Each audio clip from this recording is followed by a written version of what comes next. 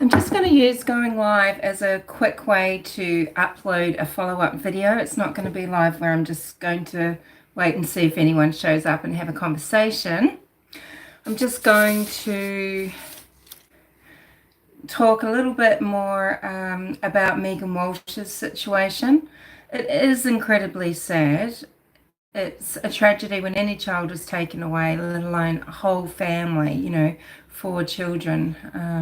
So Meghan Walsh, she's the daughter of John Walsh and Reeve Walsh. And her first daughter, she named Eva, which I think is quite a sweet way of recognizing her mother. Her mother's name is spelled R-E-V-E. Backwards, that's ever. It's like eternity, forever after, eternal. I don't know, that's just what I see when I look at that. I see the word ever. And Meghan, who was born a year after Adam Walsh disappeared and was murdered in 1981, she was born in 1982. When she had her firstborn daughter, she called her Eva, or Eva, E-V-A. I just thought that was a bit sweet. What I just wanted to point out briefly, and it's just as some food for thought, because it's not that I'm saying that these agencies always act appropriately and everything is done perfectly. I mean, we just need to look at Harmony, Montgomery, and see that the system lets down children all the time, okay? But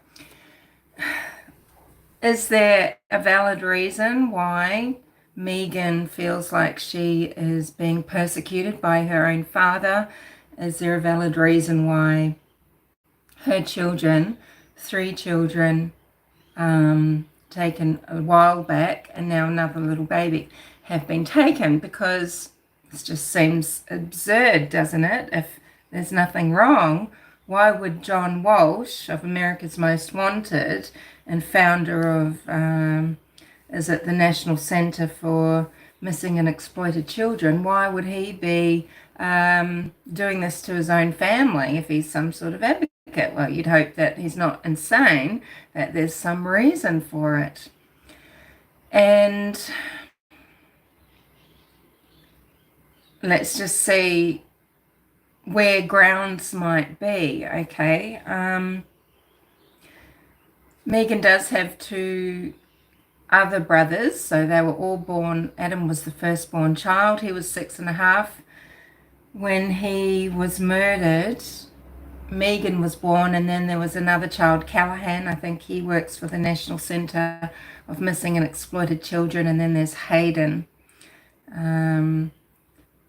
So there's currently 3 adult children of John and Reeve Walsh.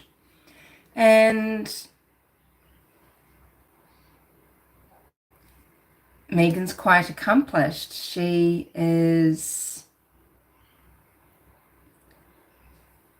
someone who's studied and then qualified in art. She has a Bachelor of Arts in painting and in graphic design. She's a fashion designer. She's a singer. And she lived in India for many, many years, and she went the route of particular type of spiritualism, I guess, Kundalini. She calls herself, she was a religious scholar for many years while she was living there in India. And I believe that's where she started up her fashion label, which is called Blank Silk. She came back from India. She was involved in this fashion and music industry for a while, and I think, things can go pear-shaped in various industries because of the lifestyle, etc. And maybe that's what's happened, but she's wanted to be near her parents again. There's lots of images of her, making appearances with her father, especially at different events. She's then decided, okay, she doesn't want to be involved in that industry. She wants to create her own family and by her own explanation, she has chosen donors and she's had children. Her first daughter was Eva. She's had 2 other children and then a baby, so 4 in total. And it can't have been easy for Meghan growing up. You know, John Walsh has called Reva the strongest woman he's ever met. He has a lot of admiration, great admiration for that woman. A lot of people criticize when Adam Walsh is spoken of as that boy by John, and he does use that terminology about his wife too, so maybe it's just his rhetoric, you know. I mean, it's just how he speaks. But he and Reva, it must have been very difficult after Adam was gone to have Meghan so quickly, and she's growing up under the, you know, in the shadow of this perfect boy, this boy that will always be perfect, always be best, this boy that had just this unlimited potential. And you know, she says that she's got memories of her mother leaving her places, but by the time she was old enough to have these memories, you know, we're in a store and I look around and, oh, my mother's just not there, and I'm panicking. But again, we know that she lived a privileged life, but she lived a life where part of that privilege was that John Walsh wanted to keep her and the rest of the family safe, and they had bodyguards. So I don't know, I find it hard to marry that up, and I just wonder what is, if anything, what is sort of skewing and damaging her thinking nowadays, you know. And is it a self-destructive, warped, and, you know, a different type of thought process that she's experiencing that is the cause of her losing her children? Is, you know, is, as she's saying, is John Walsh, you know, committing this terrible fraud, or is he just trying to protect his own family's children? And if you look at who's around Meghan at the moment, I just thought, well, maybe this is just partly, you know, how we can explain what's wrong and where her head's at. And this is speaking as someone who has experienced these, you know, disturbed types of thought patterns and things. And you think you're being very logical. It's got nothing to do with intelligence or not, but you think you're being very logical and you just simply aren't. So I just wanted to look further into the lady Penny L.A. Shephard, Shephard, not Shepherd, but Shephard. And as I said yesterday, you know, whilst Meghan is the sheep that might be very deeply concerned about what wolves are around her, it's the shepherd that kills the sheep, isn't it? So, I don't know. But this is the lady that's around her, okay? So, this might be why there's cause for concern coming from John Walsh for his grandchildren. And it's not saying that, you know, there isn't failings everywhere and that some conspiracies aren't true and that things like MK Ultra don't exist and that sort of deal. It's not what I'm saying at all, okay? So Penny L.A. Shephard, and I don't know if that's her real name, but she was born in Hollywood, Florida, in the same hospital. You know, she makes a big deal about the hospital she was born in. She was born August 11th, 1958. Now, she says after she was born there in the Hollywood, Florida hospital, she was actually brought up in the Project Genesis program. She says that she didn't know any of this about her life until 2016 when she separated from her husband. She got divorced. Now, a lot of people have mental snaps at times of great stress, and we know that getting divorced is extremely stressful.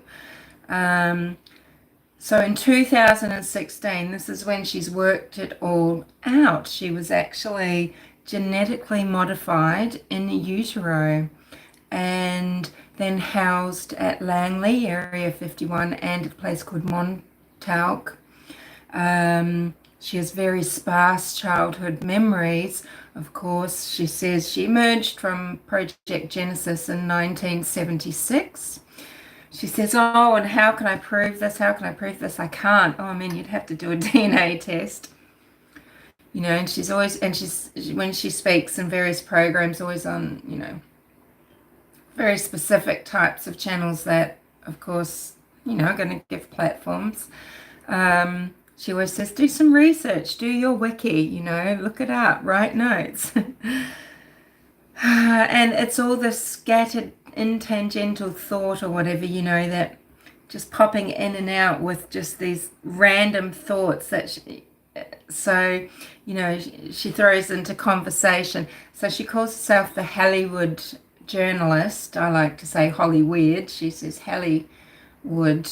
And, you know, she throws words around and things like the Falcon and the Snowman. We know that was a film with Sean Penn, etc. She says these are all people she knows and that she came to realize were actually people in her life. As she became an adult, she, you know, she became a singer, a writer, an actor, she says. And then she realized Gillian Anderson's character on The X-Files is based on her, and she said her husband that she divorced is the spitting image of David Duchovny. And so when she sees David Duchovny's picture, she just wants to smash him in the face. I mean, there might be a little bit of a root cause there for some of this thinking, right? So she chats on again. Gillian being born in Chicago, went to London, came back to Chicago, and then just all this garbled nonsense about the X-Files, you know, these characters, I think. Penny Northern being Gillian Barber and her husband looking like David Duchovny. I mean, it's just completely absurd the way that she presents it. You can see this psychosis thought pattern right then and you know, right in front of you, right? So she says she's an MK Ultra super soldier. Now, some super soldiers are good and some are bad, so we can guess which one she is, can't we? Yeah, Penny, you're bad. You're bad because you are damaging someone's real life. Your influence that you're having over Meghan, that you've had for the last, is it 2 years? This is troubling. And it's not helping her mental health, and it's not helping her focus on getting her children back.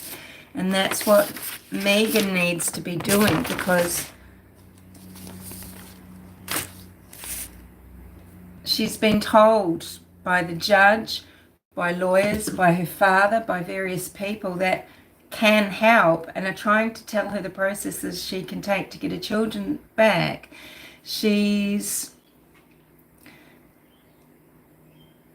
being told it's a lot to do with the people that she's surrounding herself with, that they are concerned about their influence. And whilst she is going off on all these tangents with these people like Penny L.A. Shephard, it's not doing her any favors. What did she concentrate on when she lost her 3 children initially, who now John Walsh he wants to adopt them. So this is saying, you're not getting any better, Meghan. I don't think you can get these children back, so I'm going to adopt them to keep them safe. That's how I see that. They've been removed for a little while. It's not like he just tried to adopt them straight away. What else did I write down just to mention to you? It was because it was just, I thought, we've got to have some food for thought here. You've got to look at the angles. It's not to say that a system isn't traumatizing people all day, every day.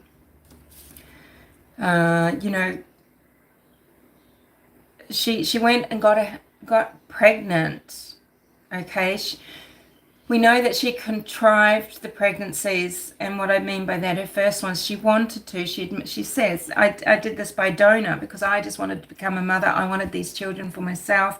This was to be my family. I wasn't going to do it with a man or whatever. I just wanted the children. So, she worked out a way to have that happen. Is that what she did with this little baby as well? So that takes this planning. It seems very ill thought out, wouldn't you think? It doesn't seem like it makes sense to do that when you're trying to show the courts that you're safe for the 3 children you've just lost. I've put this big sack of a jumper on so that no one has to see my under armpits.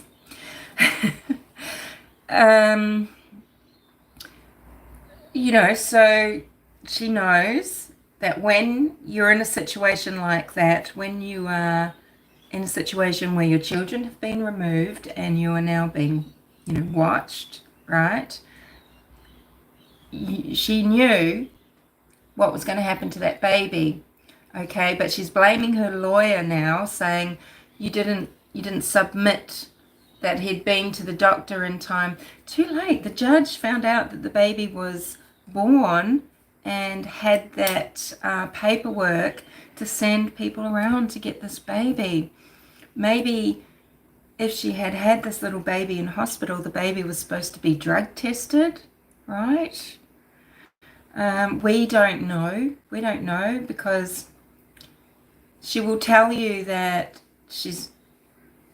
when alcohol and other drugs were brought up, she said, "Oh, I don't drink." Okay, she didn't directly say she wasn't taking narcotics, and I'm not saying she is, I don't know. She is taking Rick Simpson cannabis oil. She's putting cannabinol oil on her nose to try and rid it of basal cell carcinoma.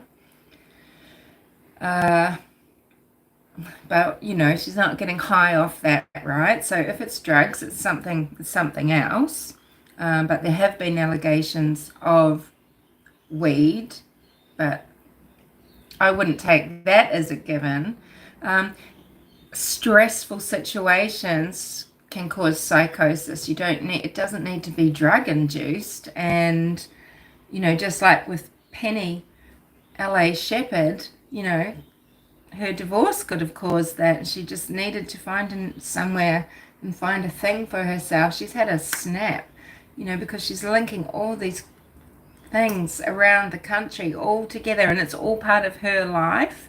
And we know what that's a sign of, right?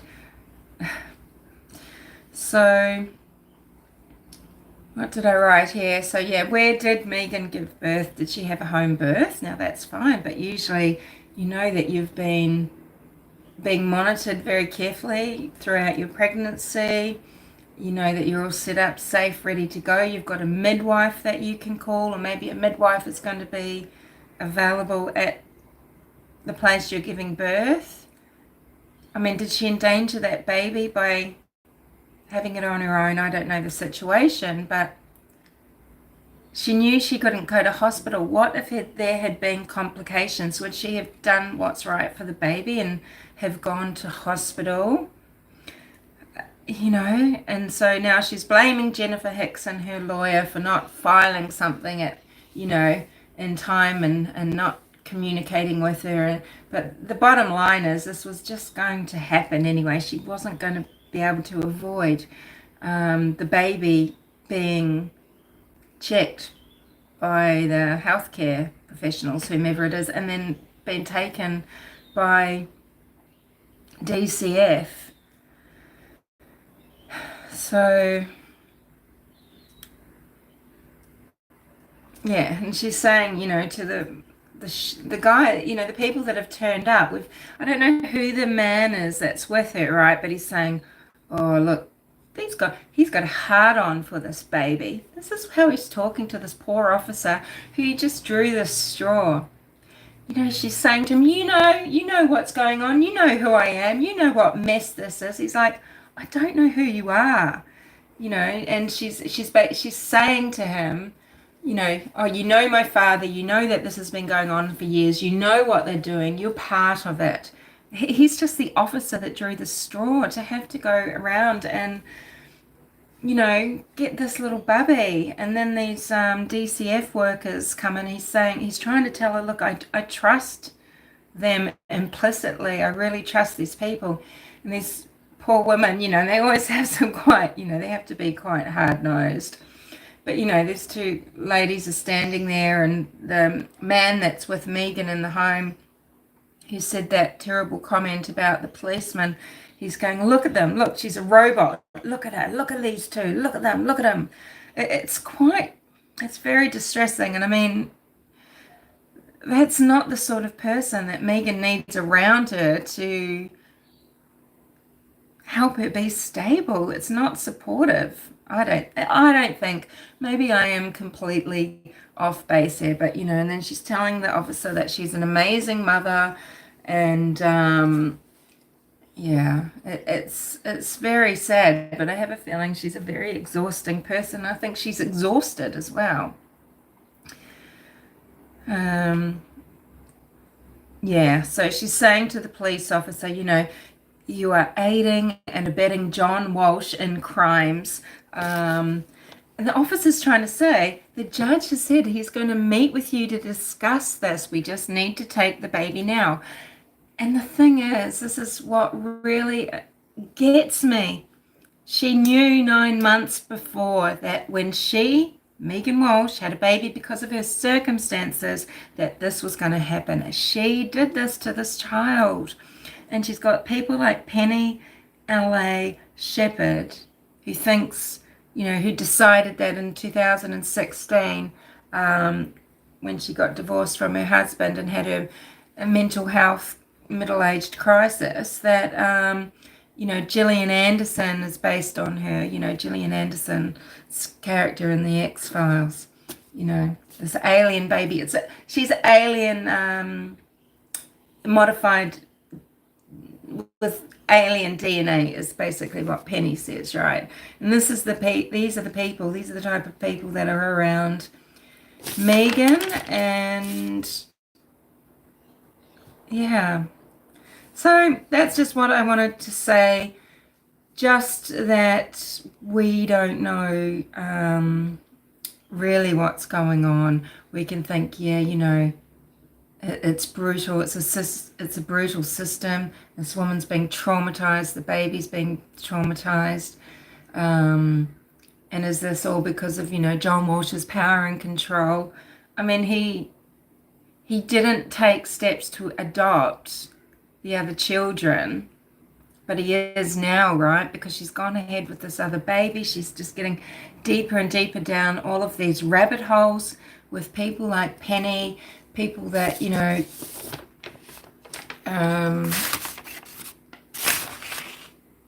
just have a certain way of promoting themselves and their ideas. And it's, some people might say that they're crazy. Yeah. Penny really, she says, Meghan really, she really connected with Meghan because of Clone Aid and Paradise Hotel, both operating out of the Bahamas. And, because John Walsh lived 13 miles down the road from where Penny did, in Hollywood, Florida. There's, those are her connections. And yeah. So I think it's a pretty stressful situation, and